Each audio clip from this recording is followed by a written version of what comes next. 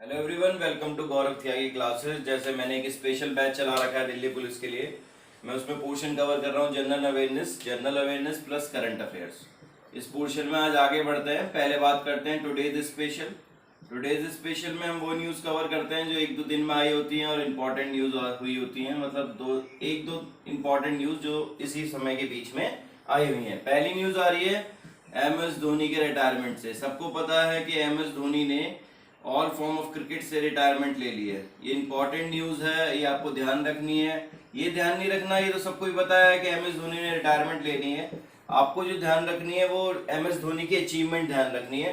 जैसे 2007 का T20 world cup जो आईसीसी ने कराया था, ICC T20 world cup India ने जीता under the captainship of Mahendra Singh Dhoni.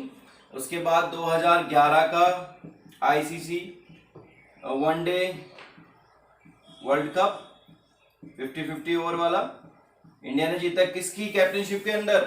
Mahendra Singh Dhoni again. And 2013 champions trophy, ये भी इंडिया ने जीती अंडर द लीडरशिप या कह सकते हैं कैप्टनशिप ऑफ महेंद्र सिंह धोनी। ये आपको ध्यान में रखना है। रिटायरमेंट के बारे में तो सबको ही पता होगा। महेंद्र सिंह धोनी के अचीवमेंट के बारे में हम सबको पता होना चाहिए। 2007 का आईसीसी का T20 वर्ल्ड कप, 2011 का आईसीसी का वर्ल्ड कप और 2013 की champions trophy under the captainship of Mahendra Singh Dhoni India ने जीती थी। आगे चलते हैं नेक्स्ट न्यूज की तरफ। अगली जो न्यूज आ रही है वो एक ई कॉमर्स प्लेटफॉर्म से आ रही है। ई कॉमर्स प्लेटफॉर्म प्रोवाइड कर रही है। कौन प्रोवाइड कर रहा है ये ई कॉमर्स? का मतलब क्या होता है? ई कॉमर्स का मतलब होता है कि आप ऑनलाइन अपने प्रोडक्ट को ऑनलाइन बिजनेस होता है। ई कॉमर्स का मतलब ऑनलाइन अपने प्रोडक्ट को आप सेल कर सकते हो। किसने लॉन्च करा है ये ई कॉमर्स प्लेटफॉर्म? तो ये लॉन्च करा है नागालैंड गवर्नमेंट ने। नागालैंड गवर्नमेंट। अगर नॉर्थ ईस्ट की कोई स्टेट ऐसा काम करती है तो इंपॉर्टेंट हो जाता है, क्योंकि हमें नॉर्थ ईस्ट के बारे में जानकारी थोड़ी कम रहती है क्योंकि वो आउट ऑफ द चेन रहते हैं। तो नागालैंड की गवर्नमेंट ने क्या नाम दिया है इस ई कॉमर्स प्लेटफॉर्म को? तो इन्होंने नाम दिया है इसको येलो चेन। क्या नाम दिया है? Yellow chain. ये आपको ध्यान रखना है नाम। पहले तो ई कॉमर्स प्लेटफॉर्म का नाम है येलो चेन। उसके अलावा जो नेक्स्ट इंपॉर्टेंट न्यूज आ रही है वो आ रही है नागालैंड के बारे में भी बहुत कम जानकारी हमें। नागालैंड के बारे में अगर मैं बताऊं तो नागालैंड के सीएम जो है, चीफ मिनिस्टर जो है इस वक्त, वो है नेफ्यू रियो। कौन है? नेफ्यू रियो। ये आपको ध्यान रखना है नाम चीफ मिनिस्टर का। जिस वक्त नागालैंड के चीफ मिनिस्टर उनका नाम है नेफ्यू रियो। अगर मैं यहाँ की कैपिटल की बात करूं, नागालैंड की कैपिटल की बात करूं, तो सबको पता है नागालैंड की कैपिटल है कोहिमा। क्या कैपिटल है? कोहिमा। अगर मैं यहाँ की डांस फॉर्म की बात करूं, नागालैंड की डांस फॉर्म क्या है? हॉर्नबिल। क्या डांस फॉर्म है नागालैंड की? हॉर्नबिल। ये भी आपको ध्यान में रखनी है। ये तीनों चीजें इंटर रिलेटेड है। जो मेन न्यूज है वो ये है कि नागालैंड गवर्नमेंट ने एक ई कॉमर्स प्लेटफॉर्म लॉन्च किया है जिसको नाम दिया है इन्होंने येलो चेन। ये भी ध्यान रखना है। आगे अगली न्यूज की तरफ बढ़ते हैं अपनी। अगली जो न्यूज आ रही है वो आ रही है वेस्ट बंगाल की तरफ से। वेस्ट बंगाल गवर्नमेंट ने एक स्कीम लॉन्च करी है। स्कीम आ जाती है एग्जाम में, इंपॉर्टेंट होती हैं। और स्टेट गवर्नमेंट अगर स्पेशली किसी नाम से लॉन्च करे या किसी स्पेशल ग्रुप ऑफ पर्सन को टारगेट करे तो और भी ज्यादा इंपॉर्टेंट हो जाती है। स्कीम का नाम है कर्मा साथी परकल्पा स्कीम। ये लॉन्च करी है किसने? वेस्ट बंगाल गवर्नमेंट ने। एक बार और नाम दोहराते हैं इसका, Karma Sathi Prakalpa scheme launch by West Bengal government. और ये किसके लिए है? For unemployed youth. For unemployed youth, जो बेरोजगार युवा हैं उनके लिए अपना खुद का एक सिस्टम बनाकर खुद का बिजनेस इनिशिएट करने के लिए गवर्नमेंट उन्हें लोन फैसिलिटी देगी। और इस स्कीम को नाम दिया उन्होंने कर्मा साथी प्रकल्पा स्कीम। और अगर हम वेस्ट बंगाल की बात करें तो वेस्ट बंगाल की चीफ मिनिस्टर, एक लौती लेडी सीएम इस वक्त इंडिया में, वो है ममता बनर्जी। ये भी आपको ध्यान रखना है, ये भी इंपॉर्टेंट हो जाता है। ममता बनर्जी। और वेस्ट बंगाल की कैपिटल सबको पता है कोलकाता। और कोलकाता को क्या कहते हैं हम? City of Joy. क्या कहते हैं? City of Joy. Kolkata is called city of Joy. ये भी आपको ध्यान रखना है। और इसमें ध्यान रखना है कि इसको एक और नाम दिया जाता है कलकत्ता को, city of palaces. City of palaces, ये भी आपको ध्यान रखना है। चलिए, ये हमारा हो गया टुडेज स्पेशल। जो करंट अफेयर्स जिस मंथ की हम कर रहे थे वो था मंथ ऑफ फरवरी। तो फरवरी की करंट अफेयर्स में आगे बढ़ते हैं। हमने न्यूज कवर कर ली थी, कुछ न्यूज हमने ऑलरेडी कवर कर चुके हैं। अब आगे चलते हैं। पहली न्यूज जो फरवरी से आ रही है वो है ICC, international cricket council, ICC की full form, under nineteen world cup. बहुत इंपॉर्टेंट न्यूज है ये। इस साल जीता है ये 2020 में। किसने जीता था अंडर-19 का क्रिकेट वर्ल्ड कप? ये जीता था बांग्लादेश ने। विनर कौन था इसका? बांग्लादेश। फाइनल में किसको हराया? इंडिया को हराया था फाइनल में। तो बांग्लादेश विनर था इस साल ICC under-19 cricket world cup का। और अगर मैं इसके वेन्यू की बात करूं, कहां पर हुआ था ये, तो साउथ अफ्रीका में हुआ था। ये भी आपको ध्यान रखना है। ऐसी न्यूज जो होती है वो वन लाइनर होती है। ऐसी न्यूज एग्जाम में आ जाती हैं वन लाइनर है। आपको केवल दो चीज याद रखनी है। एक तो विनर का नाम बांग्लादेश और एक वेन्यू का नाम साउथ अफ्रीका। आगे चलते हैं नेक्स्ट न्यूज की तरफ। अगली न्यूज आ रही है आईओसी से। What is IOC? ये है इंटरनेशनल ओलंपिक कमेटी। ये ध्यान रखना है आपको। एक इंटरनेशनल ऑर्गेनाइजेशन है इंटरनेशनल ओलंपिक कमेटी। क्या किया है इन्होंने लाइफ टाइम अचीवमेंट अवार्ड दिया है। और वो जो लाइफ टाइम अचीवमेंट अवार्ड दिया है वो दिया है पी गोपीचंद को। इसको दिया है पी गोपीचंद। मतलब इंटरनेशनल ओलंपिक कमेटी ने लाइफ टाइम अचीवमेंट अवार्ड किसको दिया? पी गोपीचंद को दिया। जैसे आप सब जानते होंगे पी गोपीचंद का जो रिलेशन है वो बैडमिंटन से है। पहले ये फॉर्मर प्लेयर थे बैडमिंटन के, इस वक्त ये कोच हैं। और इन्होंने इसके अलावा भी इस लाइफ टाइम अचीवमेंट अवार्ड के अलावा भी अर्जुन अवार्ड जीत रखा है, राजीव गांधी खेल रत्न अवार्ड जीत रखा है, पद्म श्री जीत रखा है, पद्म विभूषण जीत रखा है। तो पद्म भूषण तक इन्होंने अवार्ड जीत रखे हैं। और इन्हें जो आईसीसी ने इस वक्त रिस्पेक्ट दी है वो दी है इन्होंने by giving lifetime achievement award to P. Gopichand, a former badminton player and famous coach of many players. बहुत सारे प्लेयर्स के कोच रह चुके हैं पी गोपीचंद। ये आपको ध्यान रखना है। क्या अवार्ड दिया इंटरनेशनल ओलंपिक कमेटी ने? Life time achievement award. अपनी नेक्स्ट न्यूज की तरफ बढ़ते हैं, आगे बढ़ते हैं। हमारी नेक्स्ट न्यूज आ रही है इंपॉर्टेंट डे से। तो 13 फरवरी 13 फेब का होता है वर्ल्ड रेडियो डे। क्या होता है? World radio day. ये आपको ध्यान रखना है किस तारीख का होता है।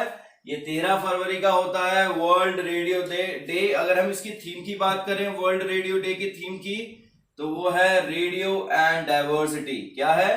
रेडियो एंड डाइवर्सिटी थीम आते हैं आजकल एग्जाम में। डेज तो इंपॉर्टेंट होते ही हैं, पर्टिकुलर डेट इंपॉर्टेंट होती है। जैसे 13 फरवरी का क्या है? वर्ल्ड रेडियो डे है। ये तो आपको ध्यान रखना है। लेकिन आजकल एक नया चलन चला है या नया पैटर्न आया है, उसके अकॉर्डिंग क्या आते हैं? थीम आते हैं। तो 13 फरवरी का होता है वर्ल्ड रेडियो डे। ये भी आपको ध्यान में रखना है। आगे चलते हैं। अगला न्यूज आ रही है बिहार से। बिहार स्टेट इंडिया का वन ऑफ द स्टेट है। और बिहार से जो न्यूज आ रही है वो आ रही है आपका, उन्होंने बिहार में एक कैंपेन लॉन्च करा है।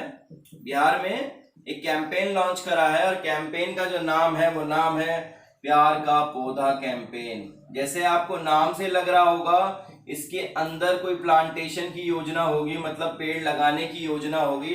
बिल्कुल सही है। बिहार गवर्नमेंट का ये जो कैंपेन है प्यार का पौधा, इसके अंदर लोगों को मोटिवेट किया जाएगा कि ज्यादा से ज्यादा ट्रीज का प्लांटेशन किया जाए। ये आपको ध्यान में रखना है। अगर मैं बिहार की बात करूं एज पर्टिकुलर, तो बिहार के सीएम कौन है इस वक्त? नीतीश कुमार। ये भी आपको ध्यान रखना है। Nitish Kumar is the chief minister of Bihar. अगर मैं इसकी कैपिटल की बात करूं, सबको पता है पटना, और पटना का प्राचीन नाम पाटलिपुत्र। ये भी आपको ध्यान रखना है। करंट अफेयर्स और जनरल अवेयरनेस इंटर रिलेटेड होती हैं, तो सारे फैक्ट्स आपको ध्यान रखने की कोशिश करनी है। बार बार रिवाइज करोगे तो अपने आप याद हो जाएंगी। अगली न्यूज आ रही है अपॉइंटमेंट से, और इंटरनेशनल अपॉइंटमेंट है। एक इंटरनेशनल अपॉइंटमेंट से न्यूज आ रही है। अंतरराष्ट्रीय अपॉइंटमेंट ज्यादा इंपॉर्टेंट हो जाती हैं, इंटरनेशनल अपॉइंटमेंट। और वो जो न्यूज आ रही है वो हमारे पड़ोसी देश अफगानिस्तान से आ रही है। क्या हुआ था अफगानिस्तान में? तो अफगानिस्तान में भी एक इम्पोर्टेंट अपॉइंटमेंट हुई है। Afghanistan neighbouring country of India, और इसके बारे में अगर मैं बताना चाहूँ तो अपॉइंटमेंट हुई है उनके नए प्रेसिडेंट की। न्यू प्रेसिडेंट ऑफ अफगानिस्तान कौन बने हैं नए राष्ट्रपति अफगानिस्तान के? तो नाम है उनका Ashraf Ghani. Very very very important appointment, ये भी आपको ध्यान रखनी है। New president of Afghanistan Ashraf Ghani, ये भी इंपॉर्टेंट न्यूज हो जाती है। अब हम आज का यहाँ हमारा खत्म होता है फरवरी का करंट अफेयर्स। आगे चलते हैं, इसके बाद मैं देता हूं आपको एक्स्ट्रा स्पेशल। क्या देता हूं? Extra special. ये वो इंपॉर्टेंट पोर्शन है जो स्टैटिक जीएस का पार्ट है, और मैं उसे एक्स्ट्रा स्पेशल में कवर करने की या खत्म करने की कोशिश कर रहा हूं। एक्स्ट्रा स्पेशल में जो मैं आज कराने वाला हूं वो कराने वाला हूं अपॉइंटमेंट। अपॉइंटमेंट का मतलब क्या होता है? अपॉइंटमेंट का मतलब होता है नियुक्ति। अपॉइंटमेंट इंपॉर्टेंट पोजीशन पे जो बंदे अपॉइंट करे गए हैं या इंपॉर्टेंट पोजीशन पे जो बंदे हैं उनके नाम आपको याद रखने हैं। कोशिश करनी है सबके नाम आपको याद रहें। पहली जो मेरी इंपॉर्टेंट अपॉइंटमेंट है वो है चीफ सिक्योरिटी एडवाइजर। आप में से ज्यादातर बच्चों को इनके बारे में पता होगा, बहुत ही मोटिवेटिंग पर्सनैलिटी है चीफ सिक्योरिटी एडवाइजर इंडिया के, और मोदी जी के बहुत करीबी हैं। वो हैं Ajit Singh Doval. Very important personality Ajit Singh Doval, India chief security adviser. नाम याद रखना है आपको। एक नई पोजीशन बनाई गई थी 2019 में, 24 दिसंबर 2019 को वो पोजीशन बनाई गई, वो था chief of defence staff. Chief of defence staff, ये भी आपको ध्यान रखनी है। कौन है चीफ ऑफ डिफेंस स्टाफ? वो है जनरल बिपिन रावत। ये ध्यान रखना है आपको। ये पहली बार इंडियन हिस्ट्री में पोजीशन क्रिएट करी गई है, और ये 4 स्टार ऑफिसर होता है। चीफ ऑफ डिफेंस स्टाफ क्या होता है? 4 स्टार ऑफिसर। इसकी क्रिएशन जो है वो करी गई है 24 दिसंबर 2019, और इसकी क्रिएशन के बाद इस पे पहली बार अगर किसी की नियुक्ति हुई है तो वो है जनरल बिपिन रावत। अगर मैं इसके बारे में बताना चाहूं तो इसकी शॉर्ट फॉर्म है CDS। अगर थोड़ा और बताना चाहूँ आपको तो इसकी जो एज लिमिट है वो 65 ईयर्स है। मतलब अगर कोई बंदा चीफ ऑफ डिफेंस स्टाफ बनता है तो 65 वर्ष की आयु तक रह सकता है अपने पद पर, या फिर 3 ईयर्स, या टेन्योर कितना रहेगा? 3 ईयर्स। इनमें से जो भी पहले हो जाए, मतलब फॉर एग्जांपल अगर कोई आदमी 63 की एज में चीफ ऑफ डिफेंस स्टाफ बनता है तो वो 2 साल चीफ ऑफ डिफेंस स्टाफ रहेगा। अगर कोई 60 की एज में बनता है तो वो 3 साल रह सकता है। अगर एज के हिसाब से जाओगे तो 65 ईयर्स रिटायरमेंट एज है। अगर टेन्योर के हिसाब से जाओगे, टाइम पीरियड के हिसाब से जाओगे, तो वो 3 साल का टेन्योर रहेगा। ये भी इंपॉर्टेंट हो जाता है। ये तीनों फोर्सेस हैं जो हमारे तीनों आर्म्ड फोर्सेस हैं, for example Indian air force, Indian navy, Indian army, उन तीनों का हेड होता है, ट्राई फोर्सेस हेड होता है चीफ ऑफ डिफेंस स्टाफ। कौन है इस वक्त? विपिन रावत। इंपॉर्टेंट है, ये आपको ध्यान में रखना है। अगर मैं इस पर्टिकुलर आर्मी की बात करूं, आर्मी के चीफ कौन है? चीफ ऑफ आर्मी, तो मैं बात करना चाहूंगा ये है जनरल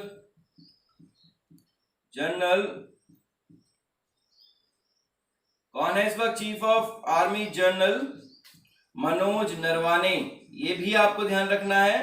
ये इतना इंपॉर्टेंट नहीं है पर इंपॉर्टेंट है ये भी। अगर मैं एयरफोर्स के चीफ की बात करूं, चीफ ऑफ एयरफोर्स की बात करूं, तो वो है आपके air chief martial. Air chief martial position का नाम है, air chief marshal RKS Bhadauria. ये भी ध्यान में रखना है आपको, क्योंकि ये जो चीफ ऑफ डिफेंस स्टाफ है ये तीनों का कंबाइंड फोर्सेस का हेड जरूर है, लेकिन इनके नीचे जो आर्मी का अलग हेड है मनोज नरवाने, जनरल मनोज नरवाने। अगर चीफ ऑफ एयरफोर्स पे बात करूं मैं तो air chief marshal RKS Bhadauria. अगर नेवी की बात करूं मैं, इंडियन नेवी की बात करूं, तो उसके चीफ जो है चीफ ऑफ नेवल स्टाफ है आपके एडमिरल करमवीर। ये भी आपको ध्यान में रखना है, ये भी इंपॉर्टेंट है। इन तीनों के नीचे ये सब काम करते हैं तो ये भी इंपॉर्टेंट हो जाता है। अगर मैं इसके ऊपर की बात करूं, विपिन रावत मतलब चीफ ऑफ डिफेंस स्टाफ के ऊपर कौन होता है? सुप्रीम कमांडर होता है आर्म्ड फोर्सेस का। कौन होता है? Supreme commander of armed forces. Supreme commander of armed forces मतलब तीनों फोर्सेस का सुप्रीम कमांडर कौन होता है? तो वो बंदा होता है आपका देश का राष्ट्रपति, प्रेसिडेंट। और इस वक्त राष्ट्रपति कौन है? रामनाथ कोविंद। तो रामनाथ कोविंद क्या है? Supreme commander of armed forces. ये भी आपको ध्यान में रखना है क्योंकि ये चीजें इंटर रिलेटेड है, इसलिए मैंने सारी चीजें कवर कर दी हैं। आगे चलते हैं अपनी नेक्स्ट अपॉइंटमेंट की तरफ। तो हमारी जो नेक्स्ट अपॉइंटमेंट है वो है अटॉर्नी जनरल ऑफ इंडिया। क्या है? Attorney general of India. ये भी इंपॉर्टेंट पोजीशन है अटॉर्नी जनरल। ये गवर्नमेंट का लॉयर होता है, गवर्नमेंट ऑफ इंडिया का वकील होता है, उसको नाम दिया गया है। इसे हम इसके अलावा क्या कहते हैं? First law officer of India. Attorney general of India is also called first law officer of government of India. तो अटॉर्नी जनरल ऑफ इंडिया कौन है इस वक्त? वो है के वेणुगोपाल। ये भी आपको ध्यान रखना है, ये भी इंपॉर्टेंट है।